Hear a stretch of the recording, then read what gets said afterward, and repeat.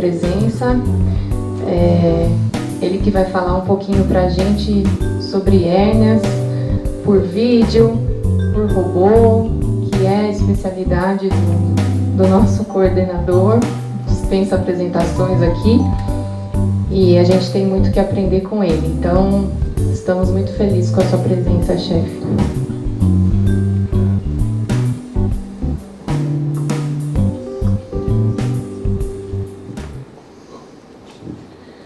Pegou. Bom dia a todos. Obrigado pelo convite. Prazer poder estar aqui com vocês, conversar um pouquinho sobre cirurgia robótica, cirurgia vídeo.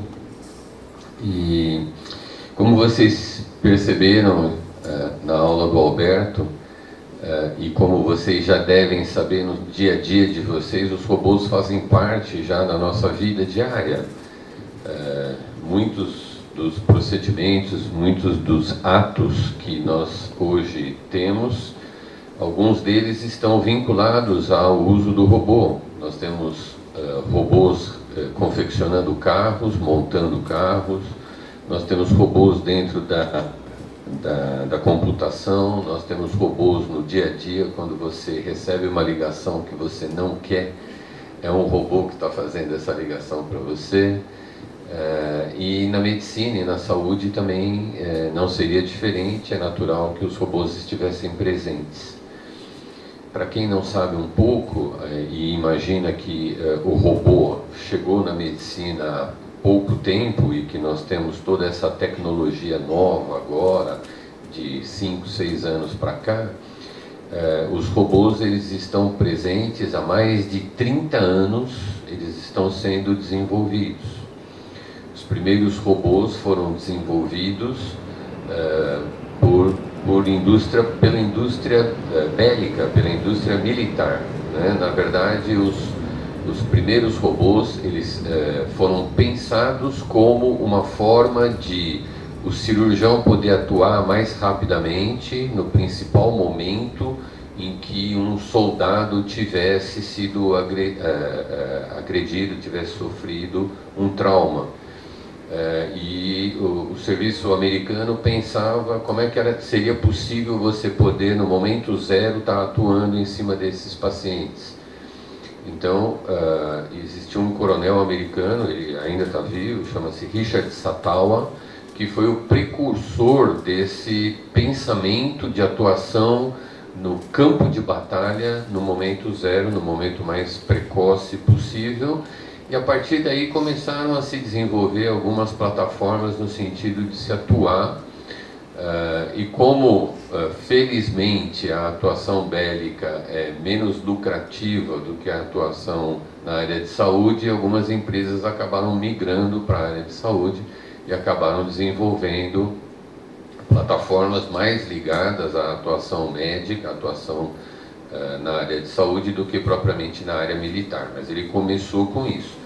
E existem, obviamente, vários robôs implantados na área militar, os exoesqueletos. Se vocês tiverem a oportunidade de ver na internet, vocês vão cansar de ver robôs com atuação militar e robôs com atuação agora na área médica, que é o que interessa para a gente.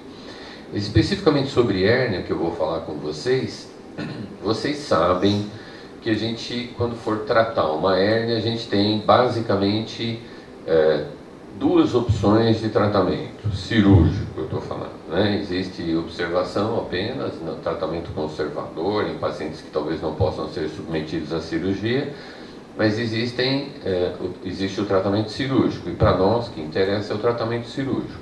Então, existe a cirurgia tradicional, a cirurgia convencional, que é a cirurgia feita através de uma ingnotomia, e existem várias técnicas, não é o caso dessa aula, se for o caso depois a gente até pode combinar uma aula sobre técnica cirúrgica para o tratamento da hérnia, mas a hérnia pela via convencional é uma ingnotomia de 8 a 10 centímetros, secção dos planos por camadas, etc., até o tratamento da hérnia propriamente dito, com a colocação, na maioria dos casos, de uma prótese. Esse é o tratamento convencional. Existe a técnica feita por cirurgia minimamente invasiva. E aqui a gente engloba todos os procedimentos que são feitos por pequenas incisões, que foi o princípio da cirurgia minimamente invasiva, começou na laparoscopia. Kurt Senn foi um cirurgião alemão quem primeiro visualizou a possibilidade de se utilizar um acesso à cavidade abdominal através de um sistema óptico, isso mais modernamente, existem outros relatos, mas mais modernamente, e a partir daí é que se desenvolveu a laparoscopia e se desenvolveram em outros campos também. Então, por exemplo, quem não sabe hoje que um atleta, quando vai operar o joelho, antigamente operava o joelho, demorava 1 ano para poder voltar a atuar como atleta. E hoje, através de uma artroscopia, a recuperação é muito mais rápida, o retorno às atividades dele é muito mais rápido e assim por diante. E isso veio através da cirurgia minimamente invasiva, que foi inicialmente implantada na área de cirurgia geral, na laparoscopia. A partir da laparoscopia, a gente tem o uso da cirurgia robótica, pelo mesmo princípio da cirurgia minimamente invasiva na laparoscopia, só que com o auxílio do robô. Então é por isso que se comenta e se chama como cirurgia robô assistida. Por que é robô assistida? Porque você faz uma laparoscopia e aí você se utiliza do robô para obter benefícios que já foram aqui enumerados pelo Alberto, vários deles, como o ângulo de movimentação das pinças, que mimetiza a mão do cirurgião, porque na laparoscopia, pessoal, a gente tem algumas restrições de movimentos que o robô não tem. Então o robô, ele permite com que você fizesse uma cirurgia por método minimamente invasivo, como se você estivesse operando uma cirurgia aberta. Então você faz movimentos de uma cirurgia aberta, que são vantajosos para o cirurgião, só que utilizando incisões mínimas, minimamente invasivas, com que, e isso vai trazer benefícios para o paciente, por menor dor, por uma recuperação mais rápida, tudo aquilo que vocês já sabem que a laparoscopia é vantajoso. Então, o robô, ele melhorou a laparoscopia. Vamos dizer que a laparoscopia trouxe um grande avanço, uma mudança de paradigma em relação ao que é a cirurgia tradicional e o que é a laparoscopia, e o robô veio melhorar ainda porque traz benefícios que a laparoscopia tinha limitações. Então, vou citar um exemplo. A laparoscopia, ela era uma plataforma analógica, se transformou numa plataforma digital, mas ainda não é totalmente digital. Então você tem uma imagem digital, mas você não tem informação das pinças para uma forma digital. O robô, você tem uma oportunidade de captar dados e usar dados a favor do cirurgião e do paciente. Então, por exemplo, o que vai ser muito comum daqui para frente, você sobrepor imagem de exames em cima do momento que você estiver realizando o teu procedimento cirúrgico. Vou dar um exemplo. Você vai operar, vai fazer uma ressecção de um nódulo no fígado metastático. E você não tem ideia de onde esse nódulo pode estar aderido a um vaso de grande calibre no fígado, ou enfim, você quer preservar uma estrutura hepática, então você pode sobrepor uma imagem de um exame de ressonância no momento que você estiver operando, etc. Isso ainda não está totalmente factível por questões financeiras, mas isso já existe. Então você vai poder navegar, entre aspas, na cirurgia para determinados procedimentos, diminuindo o risco, aumentando a sua precisão. Ou utilizar algoritmos, que foi o que o Alberto comentou aqui. Existem já modelos sendo feitos captando informações. Então, como ele falou, eles vão captar, por exemplo, 10 mil procedimentos de colecistectomia realizados por diversos cirurgiões. E cada um desses cirurgiões tem uma maneira de operar, mas existe um padrão. E esse padrão vai mostrar para o cirurgião, para o mais novo, por exemplo, quando estiver começando a curva dele de aprendizado, se ele estiver indo por o caminho, por exemplo, para lesar uma via biliar numa colecistectomia, o robô vai ter uma ferramenta, um instrumento que ele vai parar e vai perguntar, como se fosse aquele tum que aparece no computador da gente, vai aparecer lá e vai falar assim: você tem certeza que você quer cortar esse ducto? Você tem certeza que você quer fazer isso? Então, tudo isso, pessoal, vai aumentar a nossa segurança, vai aumentar os benefícios tanto para o cirurgião quanto para o paciente. Por que eu estou fazendo essa abertura rápida? Para vocês entenderem que não se trata apenas de um modismo. Isso não é modismo, isso não é, eu vou operar porque é bacana. Não, é porque isso tudo vai agregar segurança, vai agregar melhores resultados, menor perda sanguínea, vai agregar uma série de benefícios aos pacientes e aos cirurgiões, porque o cirurgião vai se proteger também. Talvez ele tenha menos complicações, menos processos, né? Então, tudo isso requer muito treinamento, muito estudo. Não adianta você dar, vou fazer uma brincadeira aqui, você dá uma Ferrari na mão de um mau motorista. O robô não vai transformar nenhum mau cirurgião em um bom cirurgião. Vocês vão ter que estudar, vocês vão ter que treinar. Não se forma um cirurgião apenas com tecnologia. Se forma com conhecimento, com anatomia, com treinamento, com conhecimento da técnica. É isso que eu procuro passar para os meninos aqui no dia a dia. Se você aprender certo, provavelmente você vai sempre fazer certo. Se você aprender errado, você vai ter um vício que vai ser difícil de você corrigir. Por mais que você ouça outros cirurgiões mostrando para você isso aqui é melhor, você aprendeu de um jeito, você fala, não, mas eu estou bem assim, eu não quero sair da minha zona de conforto e não quero fazer. Então, em 90, quando eu comecei a fazer laparoscopia, ninguém queria fazer laparoscopia. Eu era assistente de um cirurgião muito famoso, e esse cirurgião muito famoso falou para mim assim: você está louco? Você vai começar a fazer um negócio que ninguém faz. Eu já faço isso, faço vesícula em 40 minutos, com um cortinho pequenininho, não preciso aprender isso. E eu presenciei ele perder toda a clínica dele. Acabou. Ele não operava mais doente. Porque o doente ia procurar e falava assim: eu quero operar pelo laser. Ele nem sabia que era laparoscopia, ele falava laser. E esses pacientes rapidamente perceberam que a laparoscopia era melhor.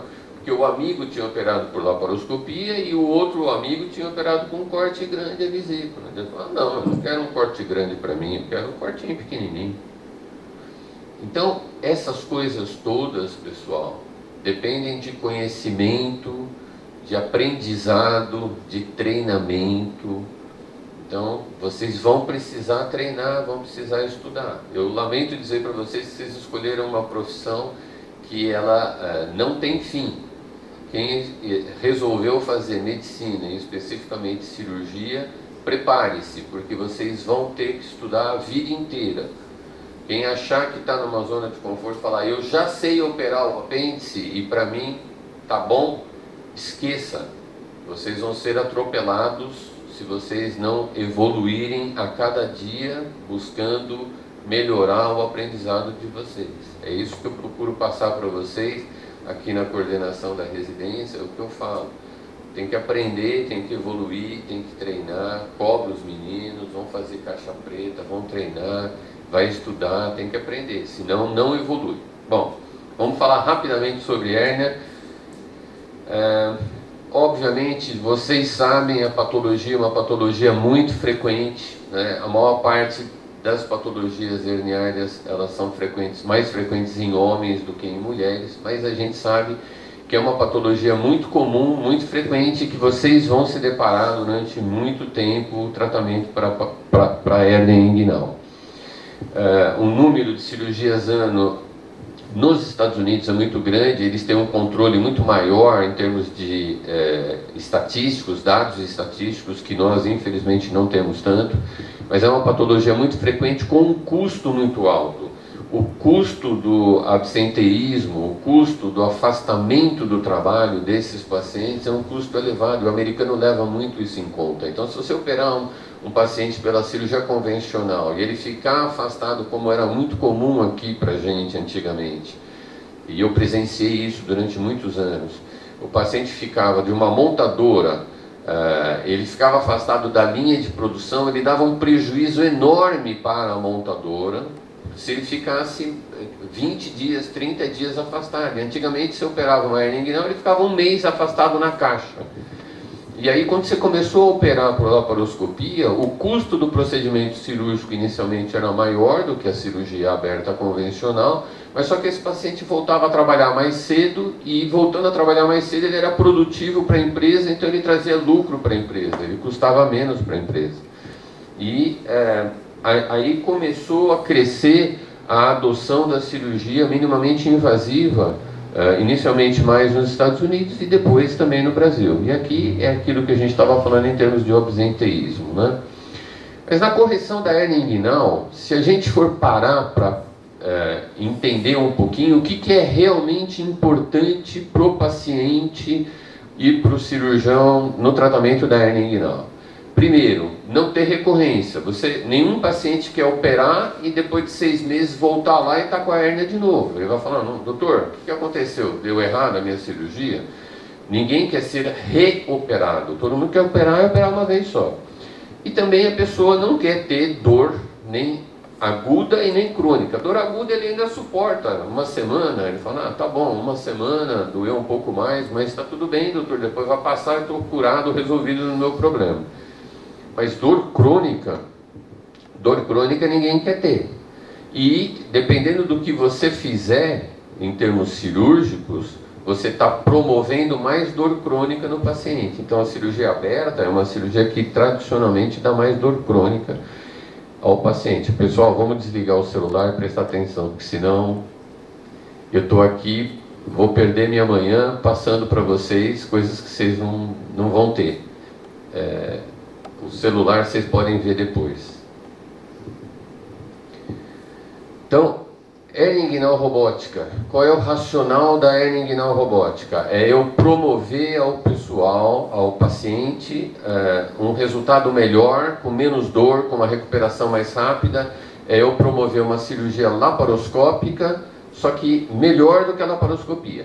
E aonde que a robótica me ajuda a ser melhor que a laparoscopia? Ela me melhora a visualização, me melhora o entendimento da anatomia, porque é uma imagem melhor do que a laparoscopia, melhora a performance do cirurgião, principalmente aquele cirurgião que já está acostumado a operar por vídeo. Se ele começa a operar por robô, ele tem uma destreza maior e opera melhor. Ele melhora a ergonomia do cirurgião, então eu consigo fazer com que aquele cirurgião se canse menos e com que ele aproveite todo o recurso que ele tem de conhecimento dele, sem estar cansado, sem estar torto, sem estar com dor na coluna, no pescoço. E é uma evolução tecnológica com uma plataforma digital que pode trazer muitos benefícios, principalmente em termos de treinamento para o cirurgião. Aonde que a plataforma robótica foi instalada primeiro e aonde que ela apresentou grandes resultados, melhores resultados? Foi na urologia. E por que isso? Porque qual é o principal goal no tratamento do câncer de próstata e que os urologistas tinham muita dificuldade? O principal goal do tratamento da cirurgia de próstata é, primeiro, tratar o câncer de forma adequada, retirar todo o tumor. Segundo, evitar que o paciente fique incontinente, incontinência urinária. E terceiro, evitar que o paciente fique impotente. Então, o grande desafio do cirurgião, do urologista, era poder tratar o paciente de forma adequada e ao mesmo tempo que ele não tivesse as piores complicações. E isso ele tinha muita dificuldade de fazer com a cirurgia tradicional. E quando começou a fazer cirurgia robótica no tratamento da neoplasia da próstata, ele teve melhores resultados, porque ele melhorou a visualização, ele diminuiu a lesão nervosa, diminuindo por consequência a incontinência e a impotência dos pacientes, ele melhorou a performance do cirurgião e ele melhorou a ergonomia do cirurgião. Quem já viu uma cirurgia de próstata aqui, sabe o quanto é ruim para o cirurgião atuar, porque ela é retropúbica, ela trabalha num espaço reduzido, a próstata sangra muito, é muito difícil para o cirurgião operar uma próstata. Tá? Anatomia importa? Óbvio que anatomia importa. Ninguém pode ser cirurgião se não conhecer anatomia, pessoal. E isso não sou eu que estou dizendo, isso é conhecido desde os primórdios. O cirurgião só pode conhecer, a gente está cansado de ver aquelas fotos históricas do Vessálios, do pessoal fazendo dissecção anatômica, né, com todo mundo em volta, tentando entender o que era anatomia, porque se você não conhecer anatomia, você nunca vai poder operar. Você não pode ter lesão nervosa, você vai operar um paciente de uma doença benigna e lesar um nervo do paciente, esse paciente ficar com uma dor crônica, ficar sequelado para o resto da vida. Então você tem que entender anatomia. E a anatomia da região inguinal, vista pela visão posterior, é uma anatomia nova. Todo mundo aprendeu anatomia mostrando os folhetos da aponeurose por via anterior, mostrando o oblíquo interno, o oblíquo externo, o reto abdominal. Isso tudo todo mundo praticamente conhece, porque já viu. Mas ver essa anatomia pela visão posterior é mais difícil. Então precisa se familiarizar com a anatomia da visão posterior, com o que a gente chama do orifício milpectíneo de Frouchot. Aqui é um filigrana, mas é só para mostrar para vocês que a camada da musculatura nossa na região inguinal, e a gente tem que entender, pessoal, espacialmente, quem faz laparoscopia, quem faz robô, tem que entender a cirurgia espacialmente. Nós aprendemos muito a operar num plano só. Então, quando você opera a cirurgia aberta, você está operando em dois planos, né? Um assim, um assim. Quando você vai operar em laparoscopia, é diferente. Quando você vai operar em robô, é diferente. A gente precisa entender que a região inguinal nossa, ela tem duas concavidades. Ela tem uma concavidade que é anterior-posterior e tem uma concavidade que é lateral-medial. Parem para olhar a região da região inguinal por dentro. Ela é um fundo de saco com duas concavidades. Então você precisa entender esta anatomia para o tratamento por videolaparoscopia ou por via robótica. Então a parede abdominal ela tem várias camadas e a gente precisa entender essas camadas. Eu não vou falar aqui de anatomia, mas só para vocês entenderem que se você entrar num plano errado dessas camadas, você vai estar expondo nervos que não devem ser vistos, você corre risco de lesar ou queimar ou grampear nervos que você não deve fazer. E esse paciente vai ficar com dor crônica no pós-operatório. Então você não pode fazer isso, você precisa conhecer a anatomia. E uma das coisas que o robô faz é te permitir enxergar melhor essa anatomia. E o princípio, eu vou adiantar um pouquinho, mas só para mostrar para vocês o que é uma cirurgia com robô. Isso aqui está aumentado em 2 vezes a velocidade, tá? Qual é o princípio do robô? Ele é muito mais preciso, ele é muito mais delicado. Eu consigo ter uma tesoura que atua de forma mais delicada, mais precisa, e que o cirurgião consegue lesar menos tecido, atuar num plano que é um plano anatômico muito mais avascular. Eu costumo brincar com os residentes quando eles estão lá comigo, eu falo assim: o Papai do Céu fez um plano certo para o cirurgião operar. Quando o cirurgião está operando e está sangrando muito, acredite, ele está no plano errado. Porque nós temos planos anatômicos certos, que se você atuar no plano certo, existe clivagem, existe separação de estruturas de uma forma muito precisa.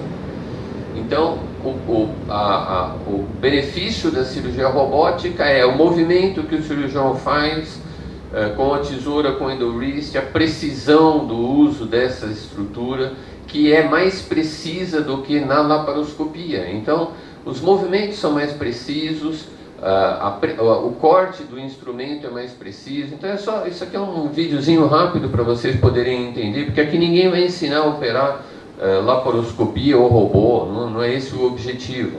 Mas só para vocês verem o que é uma sutura. Isso por laparoscopia é um pouco mais chato de ser feito, muito mais difícil para o cirurgião fazer.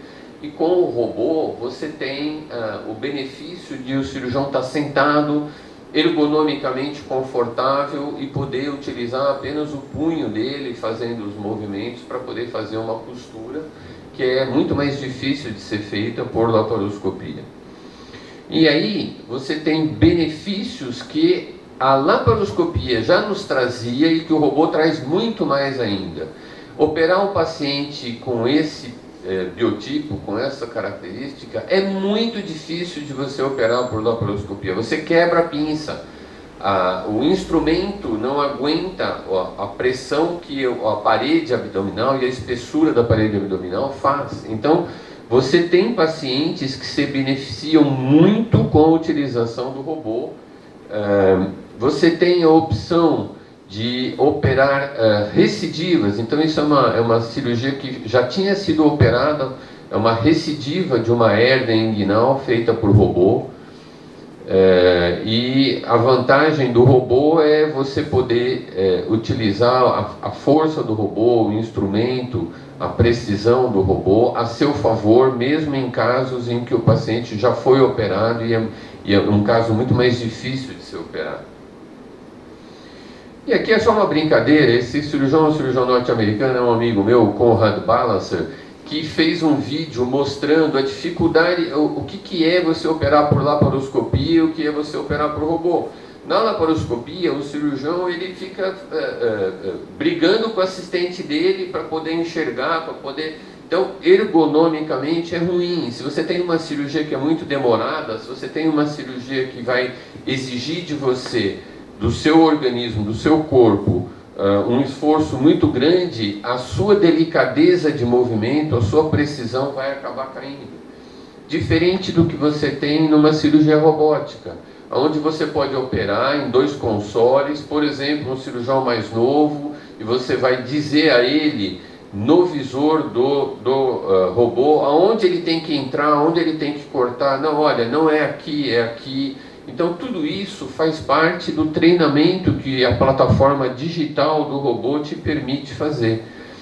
Ou, como nesse caso, por exemplo, em que você faz uma cirurgia por robô, transmite essa cirurgia para um auditório e outros cirurgiões estão assistindo essa cirurgia que você está fazendo e discutindo com eles, mostrando o que você está fazendo e mostrando os benefícios da cirurgia robótica. Bom, obviamente o crescimento da plataforma robótica na cirurgia minimamente invasiva é exponencial, ele está crescendo, como o Alberto mostrou.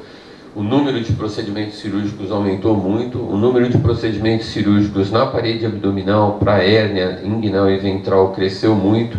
Hoje, 1 em cada 5 cirurgiões norte-americanos faz procedimentos em parede abdominal. E vários hospitais estão adotando.